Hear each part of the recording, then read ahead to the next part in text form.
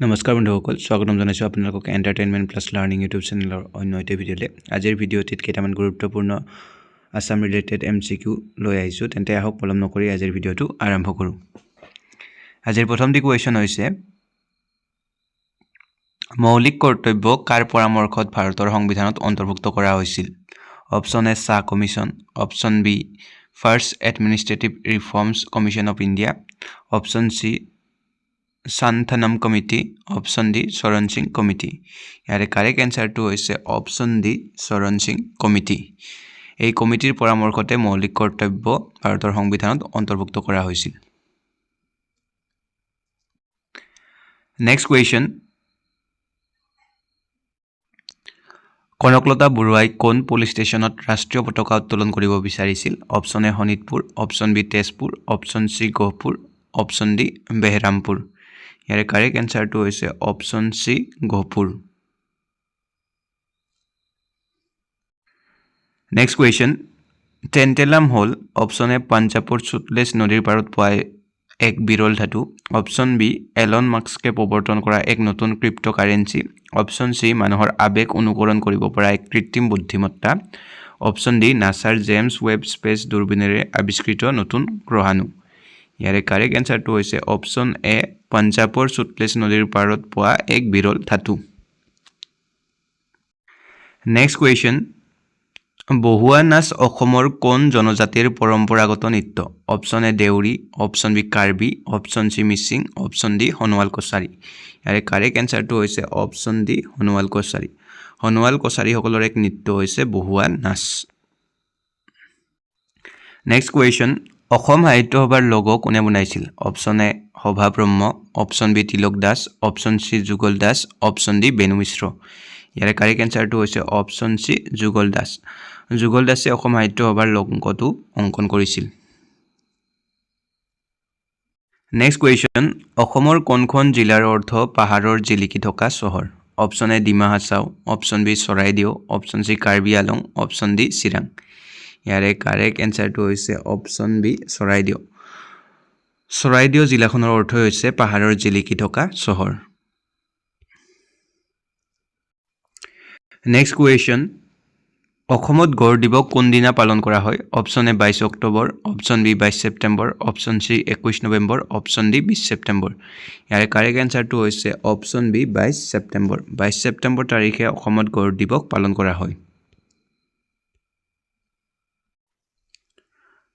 next question তলৰ কোনগৰাকী অসমীয়া গায়িকাক নাইটিংগেল অফ আছাম নামেৰে জনা যায় option A Dipali Barthakur option B Pratima Barua Pandey option C Anima Choudhury option D ইয়াৰ এগৰাকীও নহয় ইয়াৰে কাৰেক্ট এনসাৰটো হৈছে অপশ্যন এ দীপালী বৰঠাকুৰক অসমৰ নাইটিংগেল অফ আছাম নামেৰে জনা যায় নেক্সট কুৱেশ্যন চান্দুবি হ্ৰদ ভূঁইকঁপৰ কাৰণে কেতিয়া সৃষ্টি হৈছিল option A 12 June 1897 option B 12 June 1987 option C 9 September 1923 option D 3 July 1930 ইয়াৰে কাৰেক্ট এনসাৰটো হৈছে অপশ্যন এ 12 জুন 1897 1897 চনত হোৱা ভূমিকম্পত চান্দুবি হ্ৰদৰ সৃষ্টি হৈছিল